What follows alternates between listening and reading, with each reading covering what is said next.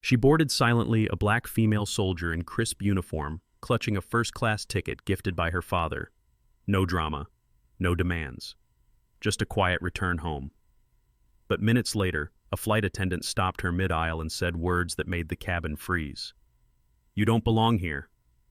Without protest, she calmly moved to economy. No shouting, no anger. Just one quiet text to her father, a man whose influence stretched far beyond that plane. And with that single message, everything began to unravel. Before they even touched down, the woman who had judged her was the one standing to face public humiliation. Stay tuned, because this story proves that dignity doesn't need to raise its voice to change the world. Before we dive in, tell us in the comments, where are you watching from today? And if you enjoy powerful true stories like this, hit that subscribe button and turn on the bell icon so you never miss a new one. The cabin doors swung open, letting in a final gust of airport chill. Sergeant Maya Collins stepped inside, her black military boots thudding softly against the polished floor. She moved with a quiet, steady grace, not seeking attention, not needing it.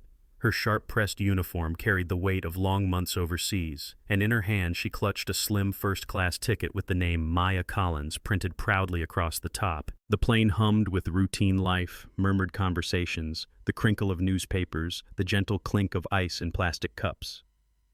Yet, as Maya made her way down the aisle, the energy shifted.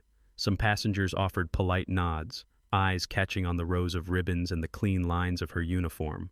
Others flicked quick glances at her rich brown skin, at the confident way she held herself, then looked away, their discomfort nearly audible. Maya noticed it all, as she always did. She didn't flinch. She didn't falter. She had learned long ago that dignity, especially for a black woman in uniform, was not a courtesy freely given. It had to be carried within, silent and unshakable. In her pocket, tucked next to her ticket, was a handwritten note from her father, Colonel Nathaniel Collins. "You earned this," it said. "Don't let anyone make you question it." The ticket itself was his gift, a welcome home after nearly a year deployed across seas. Maya rarely talked about her father's way of saying, without unnecessary words, "I'm proud of you." She found her seat 2A by the window. Perfect, away from the aisle, away from the lingering looks. She slid her small backpack under the seat ahead, folded her jacket with precise hands and sat down, exhaling slowly. The seat cradled her in unfamiliar luxury. A polished wood side table, a soft leather headrest, a blanket tucked neatly on the arm. She hadn't realized how tight her shoulders had been until she let herself lean back for just a moment. A little peace. That's all she wanted. A smooth flight. A quiet arrival. Through the corner of her eye she caught movement. A flight attendant mid-cabin. A tall woman with sharp cheekbones and hair pinned into a tight bun. The woman's gaze swept over the first-class passengers, then paused when she saw Maya. A flicker of something crossed her face. Surprise? Disbelief. It was fast, but it was there. Maya had seen it before. Too many times. The attendant's smile tightened. Her hand hovered near the manifest clipped to her tablet, but for now she said nothing. She moved on, tending to other passengers. Maya turned her head toward the window, watching the tarmac bustle below, baggage carts weaving, refueling trucks gliding in. A small child pressing sticky fingers against the glass at a distant gate. Her mind drifted back to the desert heat, to nights when she lay awake counting stars, wondering if she would even make it home. Not everyone had. Maya closed her eyes briefly, inhaling the recycled air of the cabin. Today was supposed to be simple. Land hug her father. Surprise her younger cousins with gifts tucked away in her duffel. No speeches, no medals, no attention. Just family. Just life. But as the plane finished boarding and the door sealed shut with a heavy final thud, a prickle of unease brushed across her skin. She opened her eyes, and somewhere deep inside, Sergeant Maya Collins, black woman, soldier, daughter, felt the first ripple of something brewing. Something no uniform could shield her from. Not today. Jessica Stone made her way down the narrow aisle with a clipboard in hand, her navy uniform immaculate, her hair pinned into a perfect French twist. She had flown countless flights, served hundreds of passengers, and long ago decided she could spot a problem before it even began. And today, from the moment she had spotted the black woman in first class, sharp in uniform, or not, something about it sat wrong with her. Jessica slowed as she reached row 2. She didn't smile. She didn't greet. Instead, she fixed Maya Collins with a gaze that was part skepticism, part thinly disguised disdain. "Miss," Jessica said, voice tight, "may I see your boarding pass?" The words weren't a question. They were a summons. Maya opened her eyes, fully turning from the window without hesitation. She had expected this. Not from this specific woman, not at this exact moment, but somewhere deep down, she had known peace would have to be fought for, even here. She slipped her hand into the chest pocket of her uniform and retrieved the boarding pass. No dramatics, no hesitation. She offered it forward with calm, steady fingers. Jessica snatched it a little too quickly, barely glancing at the name or the seat number printed bold and clear. Sergeant Maya Collins, Seat 2A, Priority Boarding. Jessica's lips pressed into a thin line. Her eyes flicked from the boarding pass to Maya's brown skin, to the neat rows of ribbons on her jacket, then back again. "This section," Jessica said crisply, "is reserved for first-class passengers."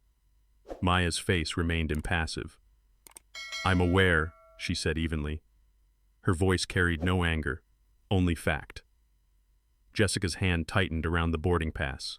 "There must be some confusion," she said, her voice a shade louder. A few heads turning, now subtle movements along the rows. Passengers in 1C and 2B pretended to scroll through their phones but watched from the corners of their eyes. A woman across the aisle lowered her magazine just slightly, pretending to read, but following every word. The first seeds of tension, almost invisible, began to root in the air. Jessica handed the boarding pass back with an impatient snap. "You'll need to come with me to verify your ticket," she said. It wasn't a request. Maya took the boarding pass, slid it back into her pocket, and straightened her posture. Still no anger, still no noise. "I'm sitting in the seat assigned to me," Maya said simply. "Seat 2A, first class." Jessica opened her mouth, ready to retort, but was cut short by the sudden noticeable quiet around them. It was the kind of silence that wasn't really silence. It was loaded. Passengers leaned ever so slightly toward the aisle, some pretending to check overhead bins, some pretending to adjust pillows. Every ear was tuned to the unfolding confrontation. Maya could feel their eyes, but she didn't let them change her. Years in uniform had taught her that sometimes silence could shout louder than any voice. Jessica, feeling the pressure but not backing down, gave a tight-clipped smile that didn't touch her eyes. "Well, let's just be sure," she said through gritted teeth. Maya sat still, unmoving. "I'm sure," she said, her voice soft, steady, final. Jessica's cheeks flushed, a quick pink frustration or embarrassment. It was hard to tell. For a long beat, the two women held each other's gaze. Maya composed and unbothered, Jessica rigid and unraveling. Then, with a huff through her nose, Jessica turned on her heel and marched toward the galley. The cabin slowly exhaled. Passengers shifted again, casting lingering glances at Maya, at the empty aisle Jessica left behind, at each other. Something had cracked open. The first tremor, the first crack in the smooth facade of a normal flight, and somewhere deep in her bones, Maya Collins knew the real turbulence hadn't even started yet. Jessica Stone reappeared minutes later, her face tighter, her movements sharper. She clutched a portable scanner in one hand, the other braced stiffly against her side like she was preparing for confrontation. Without a word, she approached Maya's seat again. Passengers shifted uneasily, feeling the tension return thicker this time. The soft hum of the plane's ventilation seemed to amplify the heavy quiet. Jessica leaned down, lowering her voice just enough that only nearby rows could hear, but the sharpness in her tone cut through the cabin like a knife. "Miss Collins," she said coldly, "I'm going to have to ask you to move to the back." Maya's hands remained folded neatly in her lap. She met Jessica's gaze, not defiantly, not aggressively, but with a stillness that seemed almost louder than any protest could be. "My seat is 2A, Maya replied calmly, voice even. "You verified it." Jessica's lips tightened. She glanced around, noticing the attention growing. "I'm asking you again," she said this time, placing a hand lightly but unmistakably on Maya's uniformed arm. It wasn't a shove. It wasn't violent, but it was a message. "You don't belong here." Maya inhaled slowly through her nose. Every fiber of her military training told her to stay composed, not to escalate, not to give them what they expected. She said nothing. Instead, with mechanical precision, she unbuckled her seatbelt, retrieved her small bag from beneath the seat, and stood up. The movement was deliberate, not rushed, not frantic. It carried the weight of every silent injustice she had ever swallowed. Whole heads turned openly now, phones lifted, pretending to check notifications. A child peered over a seat back before being quietly pulled down by his mother's gentle hand. Maya shifted into the aisle, stepping aside so that Jessica could lead the way. The flight attendant didn't touch her again but walked ahead stiffly, glancing back once to ensure Maya was following. Maya walked each step feeling heavier than her boots had ever made her feel on deployment. The aisle seemed twice as long now. The stairs clung to her like static. When she reached the narrow, cramped rows of economy class, Jessica pointed vaguely to an empty middle seat. "Here," she said curtly, as if doing her a favor. Maya nodded once, a movement so small it could have been missed, and slid into the seat without a word. Jessica turned on her heel and disappeared toward the front of the plane, shoulders stiff. Around her, passengers pretended to be absorbed in their books, their screens, their snacks. No one looked directly at Maya. No one said a word. And in that silence, Maya felt something far heavier than anger. Erasure. She sat back, resting her small backpack under her feet, and stared straight ahead. Behind her, two women sitting across the aisle leaned toward each other in a whisper. "Did you see that?" One murmured, her voice tight with discomfort. "I thought she had the right seat." The other whispered back, "She had a ticket." "Yeah, but—" The first woman hesitated. "But what?" her friend asked sharply. There was no answer, only a shared glance. A glance filled with shame neither wanted to name out loud. The engines roared softly beneath them. The plane shifted as it taxied, but inside the cabin, no one spoke again. Maya closed her eyes for a moment, letting the noise of the plane wash over her. She clutched the boarding pass, still tucked into her uniform pocket, feeling its small, sharp corners dig into her palm. A silent reminder. She was right. She didn't move because she was wrong. She moved because no one else had the courage to stand still. Settled into the cramped middle seat of economy, Maya Collins kept her posture straight, hands folded loosely in her lap. Her face was unreadable, calm, composed, but under the surface a different current stirred. She waited until Jessica Stone disappeared toward the front of the plane before quietly pulling out her phone from her jacket pocket. Thumb steady. Maya opened a new message and typed 3 words. "Move to economy." She hesitated for a second, then added, "Touched me, said I didn't belong." She hit send. The message delivered in seconds, traveling through invisible lines that would carry it much further than anyone in that cabin realized. At that moment, somewhere across the country, Colonel Nathaniel Collins, a man whose name alone could quiet an entire room of generals, was sitting at his desk in Washington, D.C., sipping black coffee and reading a case file. When his phone vibrated, he saw the sender immediately. He read the 2 short lines once, twice. Then, without a single word, he set his coffee down and opened a secured app. Only a handful of people in aviation oversight even knew existed. He made a single call. "Flight 802, my daughter's aboard, unlawful downgrade, physical contact reported. I'm requesting immediate protocol activation." The voice on the other end didn't argue, didn't ask questions, just answered. "Understood, standby." Back inside the plane, Maya returned her phone quietly to her pocket and folded her hands again.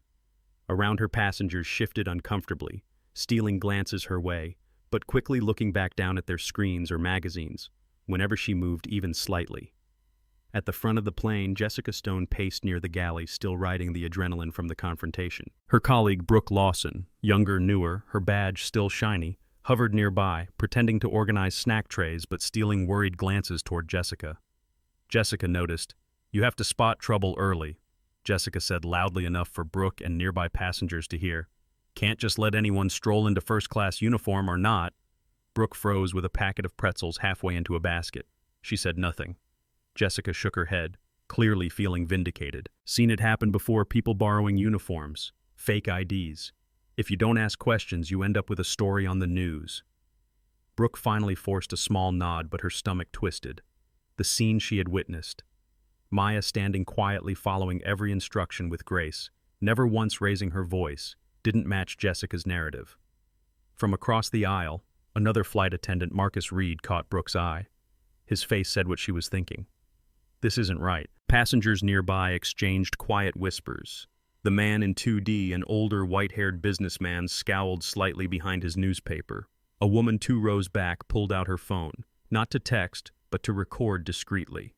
The temperature inside the plane hadn't changed, but the atmosphere had shifted. Heavy charged, Jessica didn't notice. She kept talking, her voice growing sharper, her stance more defensive, as if convincing herself just as much as everyone else around her. And if there's a problem, guess who they blame us, flight crew?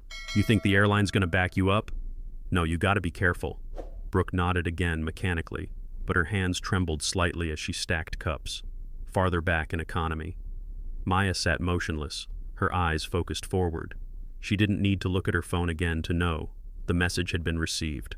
The wheels were already in motion, and for once the judgment wouldn't be hers to bear. Captain Richard Dawson had flown through thunderstorms, mechanical failures, even an emergency landing once off the coast of Charleston. He wasn't easily rattled, but when the in-flight phone next to his seat buzzed and the voice on the other end identified itself, cold, direct, unmistakably high up the chain, even he felt his hand tighten slightly on the receiver. Captain Dawson, this is Special Operations Command Liaison for Aviation Compliance. You have a Sergeant Maya Collins aboard seat originally assigned as 3A. We've been notified of a discrimination and unauthorized downgrade incident involving your crew. You are required to address this immediately. Further instructions pending. The line went dead before Dawson could even stammer a reply. He sat for a moment staring at the muted glow of the control panels, feeling the implications crash over him like a sudden gust. This wasn't a routine issue. This wasn't a passenger complaint that would be filed and forgotten. This was federal-level scrutiny already in motion, and it was happening on his plane. He reached up and pressed the cabin intercom. His voice was calm, but inside he felt the clock ticking much louder than before. Lead Flight Attendant Jessica Stone, please report to the cockpit immediately. In first class, Jessica froze mid-conversation with Brooke Lawson, the half-eaten tray of pretzels in her hand, trembling slightly. Passengers looked up. A few exchanged glances. A whisper started low and fast like a current through the cabin. Jessica forced a smile she no longer believed in, handed the tray to Brooke without a word, and adjusted her jacket. She walked down the aisle, feeling for the first time today like the floor beneath her wasn't entirely stable. Brooke watched her go, heart hammering against her ribs. At seat 22D, Maya Collins didn't move, but her eyes flickered briefly toward the front. She knew. She could feel it in the way the air changed. The ship was turning. Jessica reached the cockpit door, tapped twice, and waited for the heavy click of the security lock releasing. Inside, Captain Dawson turned toward her without standing. His co-pilot, Lisa Vance, kept her eyes straight ahead, monitoring their altitude, but even she sat stiffer than usual. Jessica stepped inside. "Captain," she asked, trying for cheerful landing, somewhere closer to brittle Dawson. Didn't mince words. "Jessica explained to me exactly what happened with the passenger assigned to 3A. Jessica blinked. "I saw her sitting there in uniform. I asked for her boarding pass. It was correct, but I thought there might have been a mistake." "You thought," Dawson interrupted, voice low but slicing. Jessica flushed. "There was no listing under her name on my manual manifest." She rushed. "And I thought she might have been upgraded improperly." Dawson leaned forward, hands folded. "Did you verify with gate staff supervisor digital system? Did you scan her ticket?" Jessica faltered. "No, sir. I didn't think." "That's the problem," Dawson said sharply. "You didn't think, you assumed." Jessica opened her mouth again, but nothing came out. Outside the cockpit, more passengers were whispering now, openly glancing toward the front, sensing that something bigger than turbulence was shaking this flight. In the galley, Brooke Lawson whispered to Marcus Reed, "What's happening?" Marcus gave a small, grim smile. "She's in real trouble. You don't get called to the cockpit for a pat on the back." "Back in the cockpit." Dawson exhaled slowly. "You have any idea whose daughter you just humiliated?" Jessica shook her head mutely. Dawson's eyes hardened. "Sergeant Maya Collins, daughter of Colonel Nathaniel Collins, Joint Command. He's got a direct line to aviation security, congressional oversight, and half the Defense Department." Jessica's face drained of color. Captain Dawson tapped a control on his panel. "You will return to your post, and you will prepare for further instructions upon landing. And Jessica," and he paused, "from this moment on, say nothing unless directly ordered." Jessica stumbled out of the cockpit, dizzy with realization. She didn't notice the eyes that followed her, didn't hear the buzz of phone cameras activating, didn't feel the judgment radiating from the rows of passengers she passed. But Maya noticed. Maya sat still, watching, calm and sure as a stone in the middle of a river. The tide had finally begun to turn. And Jessica Stone, who once moved with effortless authority, now walked like a woman dragging chains no one else could see. Jessica Stone stumbled back down the narrow aisle toward the galley, her mind racing faster than the engines roaring outside the plane. Passengers were stealing open glances at her, now their whispers like thin blades cutting through the tense cabin air. In the galley, Brooke Lawson pretended to rearrange napkins, her back stiff, her eyes carefully avoiding Jessica's. Marcus Reed, one of the newer flight attendants, busied himself double-checking drink orders he had already finished. Twice Jessica knew. She could feel it. She was alone now. Captain Dawson's voice cracked over the intercom again, low but unmistakable. "Jessica Stone, please return to the cockpit immediately. Another call. No mistake, no reprieve." The few passengers who hadn't noticed the tension before now sat up straighter, ears straining subtly toward the front. The story was unfolding and everyone could feel it. Jessica adjusted her jacket, wiped her sweaty palms discreetly on her skirt, and made her way forward once more. The cockpit door opened with a dull thunk and Captain Dawson motioned her inside without a word. This time Lisa Vance, the CO pilot, looked straight at Jessica, and there was no warmth in her gaze. Captain Dawson wasted no time. "Jessica," he said, tone sharper now, "I need your final statement on what happened with Sergeant Maya Collins. This time everything clearly, truthfully." Jessica hesitated, heart hammering. I asked her for ID. She didn't provide it right away," she said, voice trembling. Captain Dawson stared at her like she had just dropped a live grenade in his cockpit. "You mean to tell me," he said slowly, "that a uniformed U.S. Army sergeant sitting in her assigned seat with a first-class ticket was challenged because you thought she might be lying?" Jessica swallowed hard. "I thought there might be an error," she whispered. Captain Dawson leaned forward. "An error you didn't verify. An error you assumed based on what Jessica—" Silence. Jessica's throat closed up. The answer hung there, ugly and unavoidable. Appearance, uniform skin. Captain Dawson didn't need her to say it. He leaned back in his seat, jaw locked. "Jessica," he said evenly, "do you realize that by touching her, moving her without cause, and reassigning her without verification, you've escalated this into a federal review?" Jessica's mouth opened, then closed. There was nothing left to say. Her face had gone from flushed to ghostly pale, her hands trembling visibly at her sides. Lisa Vance clicked something on her dashboard. She wasn't even pretending not to listen anymore. Captain Dawson shook his head slowly. "When we land," he said, "you will remain seated until security boards. You will be escorted off for questioning, and pending the federal investigation, your status with this airline is suspended." Jessica gasped softly, a small broken sound she couldn't suppress. Captain Dawson didn't blink. "You made a judgment call, Jessica, one not based on training or protocol, but prejudice." He turned away, signaling she was dismissed. Jessica turned, stumbling slightly as she exited the cockpit. She barely noticed that Brooke Lawson had moved 3 steps further away from her spot near the drink cart, that Marcus Reed was speaking to another attendant, careful not to meet her eyes. Even the junior flight attendants she'd once trained now seemed to shrink back into corners, unwilling to be near her. Isolation wrapped around Jessica like a second skin.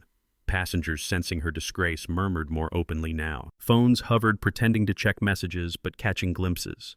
Jessica slipped into the back galley, gripping the counter with white knuckles. In seat 22D, Maya Collins sat upright, calm as stone. She hadn't raised her voice. She hadn't made a scene. And yet Jessica Stone had still managed to undo her entire career by underestimating the wrong woman at 30,000 feet. Jessica Stone stood frozen in the galley, her fingers gripping the edge of the counter so tightly that her knuckles had gone bloodless. The captain's words still echoed in her ears. "You will apologize publicly. Not a quiet conversation, not a private explanation, in front of everyone." She straightened her uniform jacket, feeling the cold sweat soaking the back of her neck, and forced herself to step forward. The walk down the aisle felt endless. Every eye turned as she moved, passengers pausing mid-sentence, mid-sip, mid-scroll. Phones were lowered, not to hide filming, but to watch her with open judgment. Jessica's heels clicked against the cabin floor, each step a slow, humiliating drumbeat.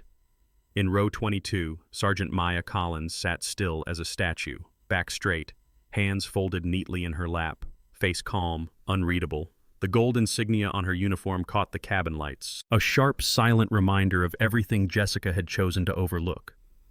Jessica slowed as she neared Maya's seat. Passengers leaned subtly to the side, craning to witness the moment unfold. Brooke Lawson, standing near the rear galley, crossed her arms and watched without blinking. Even Marcus Reed, normally shy around senior staff, openly stared. Jessica stopped at Maya's row. Her voice caught in her throat. She forced it out. "I apologize," Jessica said, her voice thin and brittle. "I misunderstood your boarding assignment. It was a mistake." Silence. Maya didn't move. She didn't nod. She didn't look away. She didn't reach for easy forgiveness. She simply gazed up at Jessica, calm, steady, her dark eyes sharp as polished steel. It wasn't hatred Jessica saw there. It was something worse. It was dignity. It was restraint. It was the silent, unshakable fact that Maya didn't need to say a word to expose the full weight of Jessica's failure. Passengers shifted in their seats, the silence pressing down heavier than turbulence. Someone 2 rows up whispered, "Unbelievable," barely disguising their disgust. Jessica's cheeks burned. Her hands trembled slightly at her sides. Maya blinked once, slow, deliberate, then turned her gaze forward, away from Jessica as if dismissing her completely. The message was unmistakable. "You are not owed my anger. You are not owed my comfort. You are owed nothing." Jessica swallowed hard, twisting her hands together uselessly. After a long, excruciating pause, she turned and stumbled back up the aisle, retreating rather than walking past row after row of silent, watching faces. The moment was over, but the damage hung in the air like smoke. Maya leaned back into her seat, exhaling softly through her nose. She hadn't needed to stand up. She hadn't needed to argue. Her silence had done everything words could never have, and it was far louder, far stronger. Jessica disappeared into the front galley, her figure folding inward, shoulders caving. Behind her, the cabin slowly breathed again, but it wasn't the same. It wasn't business as usual. Everyone had seen it. Everyone had understood, and no one would forget. Maya closed her eyes for a moment, letting the low hum of the engines wrap around her like armor. This wasn't just about a seat. It was about what it meant to be seen, and what it meant when someone tried to erase you, and how sometimes the strongest thing you could do in the face of it all was simply remain unmoved. The descent began, and with it came an unusual crackle over the intercom. Captain Reynolds' voice, normally calm and routine, now carried an unmistakable weight. "Ladies and gentlemen, as we approach our final descent into Dallas-Fort Worth, please ensure all items are stowed and seatbelts are securely fastened. Additionally, all crew members are instructed to remain on board after passenger deplaning until further notice. Thank you for your cooperation." The words sank into the cabin like stones dropping into still water. Passengers exchanged puzzled glances. Crew members stiffened. Jessica Stone, tucked into the forward galley, felt her stomach twist into a knot so tight it was hard to breathe. She knew. She didn't need an announcement. She didn't need confirmation. The call had been made. The wheels of consequence were already spinning. Row 22 remained unusually still. Maya Collins sat quietly, hands resting in her lap, eyes trained forward. Sergeant Maya Collins, the woman who had remained silent when pushed aside, now sat as the quiet center of a storm that Jessica herself had created. As the wheels touched down with a smooth, soft thud, the cabin seemed to exhale one long, uneasy breath. The seatbelt signs blinked off, but no one moved. There was an unnatural hesitation, a waiting. At the front of the plane, 2 men in dark navy uniforms with airport security badges stepped quietly onto the jet bridge just visible through the open door. Jessica's hands gripped the galley counter. Passengers rose, slowly retrieving bags, but their chatter was muted, almost cautious. Even those who hadn't witnessed the earlier humiliation now sensed that something was deeply wrong. As the line to deplane inched forward, eyes darted not just toward the door, but sideways toward the galley, where Jessica stood frozen. The man in 3C, who had earlier looked away during Maya's humiliation, hesitated now. He glanced back at her, shame flickering across his face. He opened his mouth as if to say something, maybe an apology, maybe a belated defense, but closed it without a word. A young woman further back whispered to her travel companion, "She didn't deserve that," but her voice was too low, too late. As Maya rose and collected her backpack, she didn't look back. She moved through the narrow aisle with steady, unhurried steps, passing Jessica without even a flicker of acknowledgement. And in that silence, Jessica felt it. She had been seen, and not in the way she had ever wanted.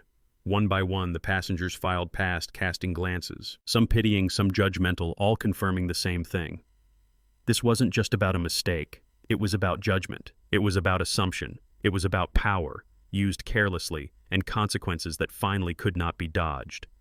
When the last passenger exited, the lead security officer stepped into the galley. "Jessica Stone," he said firmly. Jessica turned slowly, her face pale. "You'll need to come with us," he said. He didn't shout. He didn't make a scene. He didn't have to. The uniform spoke louder than any words. Jessica fumbled for her bag, her fingers clumsy, her breath short. She tried to walk with dignity, shoulders back, chin lifted, but every step felt like it dragged chains behind her. As she stepped out onto the jet bridge, 2 airport security officers flanked her. Behind her, the door closed with a hiss and a final heavy click. The flight crew watched in silence. Emily, the young attendant who had seen it all unfold, exhaled softly and shook her head. Passengers clustered near the terminal windows, some still recording, others whispering urgently. Jessica Stone had left the plane, not as a professional, not as a respected senior attendant, but as a cautionary tale. Inside the cabin, Maya remained seated near the gate exit, waiting for the formalities to complete. She didn't need to see Jessica's walk of shame. She had already won the only way that mattered, by never lowering herself to the level where Jessica had tried to drag her. And now the whole airport was starting to understand the weight of that silent, unwavering dignity. The executive lounge was quiet, its muted lighting and soft leather chairs a world away from the cold steel tension of the airplane. Maya Collins stepped inside her uniform jacket neatly folded over her arm, her posture as straight and steady as it had been when she boarded flight LS-227. Waiting near a corner table, Colonel Nathaniel Collins rose to his full height the moment he saw her. Maya didn't rush toward him. She didn't break into tears or collapse into an embrace. Instead, she moved with the same composed dignity she had carried through the entire ordeal. When she reached him, her father placed a hand on her shoulder, firm grounding, and for a moment, the soldier in her gave way to the daughter. "You handled yourself like a warrior," he said quietly. Maya gave a small, tired smile. "I didn't feel like one." Nathaniel shook his head. "That's what makes you one." He guided her to a seat and sat across from her, his movements measured but watchful. On the table between them lay 2 cups of untouched coffee, cooling with time. They sat in silence for a beat, letting the moment breathe. Outside the frosted windows, the terminal buzzed, announcements echoing, carts rattling past. But here, it was still. "You know what's next, right?" her father said, his voice low. Maya nodded slowly. "They'll try to apologize. Maybe suspend her. Maybe hope it fades." Nathaniel leaned forward, his hands clasped loosely in front of him. "And that's not enough." "No," Maya agreed, her voice steady. "It's not about one person. It's the system that lets someone see a black woman in uniform and assume she doesn't belong." Her words didn't tremble. They rang with quiet steel. Nathaniel smiled, not with pride exactly, but with recognition. "You're not just speaking for yourself anymore." Maya exhaled, feeling the weight of it. Not just for herself. For every soldier overlooked, every passenger doubted, every voice silenced before it even rose. "I want to speak," Maya said firmly. "Not to shame anyone, not to punish, but to make sure the next Maya Collins doesn't have to choose between dignity and silence." Nathaniel sat back, nodding, his expression thoughtful. "You don't have to be loud to be powerful," he said. "Sometimes standing there silent, visible, undeniable is the loudest thing in the room." A small, tremulous moment passed. Maya thought back to the way passengers had stared at her as she gathered her bag in economy, the way none of them spoke when she was made to move, the way some had dropped their eyes when she returned to first class. She could have lashed out. She could have shouted, cursed, made a scene, but instead she had stood, and somehow that had made the walls crack more than shouting ever could. Nathaniel reached into his jacket and pulled out a small item, a worn patch from one of Maya's early deployments. The fabric was faded, the edges frayed. He placed it on the table between them. "You carried this through war zones," he said. "Through nights when you thought you couldn't make it, and you carried it today even when you had every reason to put it down." Maya touched the patch lightly with her fingertips. "I'll carry it into this too," she said. Her father's eyes softened, a rare crack in the armor of the soldier he had always been. "You don't owe anyone forgiveness," he said, "but you owe yourself the chance to make things better." Maya nodded, the resolve setting deeper into her chest. Outside, the noise of the terminal pulsed on life, moving at its usual chaotic pace. But inside the lounge, something far quieter and far stronger was taking root. The next battle wouldn't be fought with anger. It would be fought with clarity, with strength, with the unshakable truth that dignity is not a favor to be granted. It is a right, and Maya Collins was ready to remind the world of it. One step, one voice, one powerful silence at a time. The small press room at Reagan National Airport buzzed with low conversation, the shuffle of reporters adjusting cameras, the click of pens against notepads. At the front stood a simple podium bare except for a glass of water and a folded sheet of paper. Behind the curtain, Maya Collins inhaled slowly, grounding herself in the weight of the moment, not its noise, but its purpose. She wasn't here for spectacle. She wasn't here for revenge. She was here because silence had already cost too much. The host gave a small nod. Maya stepped out. The chatter died instantly, swallowed by the heavy stillness that filled the room. She didn't fidget. She didn't clear her throat. She simply placed her palms flat against the podium, meeting the gaze of the room without flinching. "My name is Sergeant Maya Collins." She began, her voice calm but carrying easily across the space I boarded. "Flight LS-227, quietly with a valid ticket and a uniform I earned with years of service." A flicker of camera flashes lit the room, but Maya didn't blink. I was judged not by my documents, not by my service, but by how I looked. And I was made to feel once again like dignity was something conditional. The room held its breath. But dignity isn't conditional. It's not a favor extended by gate agents or flight attendants. It's not granted by uniforms or titles. It belongs to every human being, period. Her voice didn't waver, but neither did it rise. She didn't need volume to deliver the blow. "I am not here today seeking an apology. I received one, and it doesn't undo the experience." She paused, letting the words sink deep. "I'm here because too many people don't have a father who can call federal security. Too many have been pushed aside and swallowed the shame, and too often the world keeps moving, pretending nothing happened." Heads nodded now in the audience. Some reporters shifted forward slightly, drawn in. "So today I call for action, for every airline to re-examine its training, to enforce policies where passengers are respected first and judged never. To install systems that don't just react when the cameras are rolling, but protect dignity when no one is watching." Her hand rested lightly on the podium. "We can build better systems, but only if we first admit that bias lives inside human judgment, and only vigilance, not assumption, can overcome it." She straightened slightly, her final words cutting the air cleanly. "Respect isn't requested. It's owned when you stand firm without shouting." Maya stepped back from the podium without a flourish. The room stayed silent for half a second, then applause broke out, genuine and strong. Not the manufactured politeness of press conferences, but a rumble of something real. 3 days later, major airlines began announcing revised anti-bias policies, mandatory real-world scenario training, stricter passenger removal protocols, new oversight boards. Maya's story had gone viral. Not because of outrage, but because of the way she had stood. Not screaming, not demanding, just standing. Weeks later, Maya boarded another flight. This time she wore a simple jacket and jeans. No uniform, no signal. She approached the gate at Charlotte Douglas International Airport, boarding pass in hand. The gate agent, a young woman with a bright smile, glanced at her ticket, then up at her face. "First class, Ms. Collins," she said warmly. "Welcome aboard. Thank you for your service." Maya nodded quietly and boarded without hesitation. No sidelong glances. No second guesses. As she settled into her seat, she glanced out the window at the runway stretching toward the horizon. She didn't feel victorious. She felt steady, rooted. The world hadn't changed overnight, but a small part of it, the part that had once looked past her, had been forced to look at her instead, and it had blinked first. Maya leaned back in her seat, her hands resting on her lap. She didn't need to raise her voice to be heard anymore. She had carried her dignity through turbulence, and now she carried it into the quiet sky ahead. If this story moved you, please like, comment, and subscribe for more inspiring stories like this one. The journey of Sergeant Maya Collins shows us that prejudice and hasty judgment lead to painful consequences, while calm dignity and quiet resilience bring true strength. It reminds us that discrimination and bias are still very much alive, not just in news headlines, but in the small everyday moments we witness and experience. Such incidents still happen across workplaces, airlines, and public spaces, where assumptions too often replace fairness.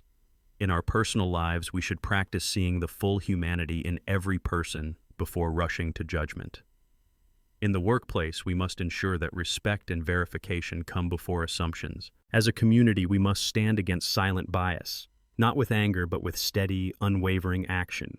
By practicing respect, humility, and accountability, we build a society where dignity isn't granted based on appearance. It's recognized as a right for everyone,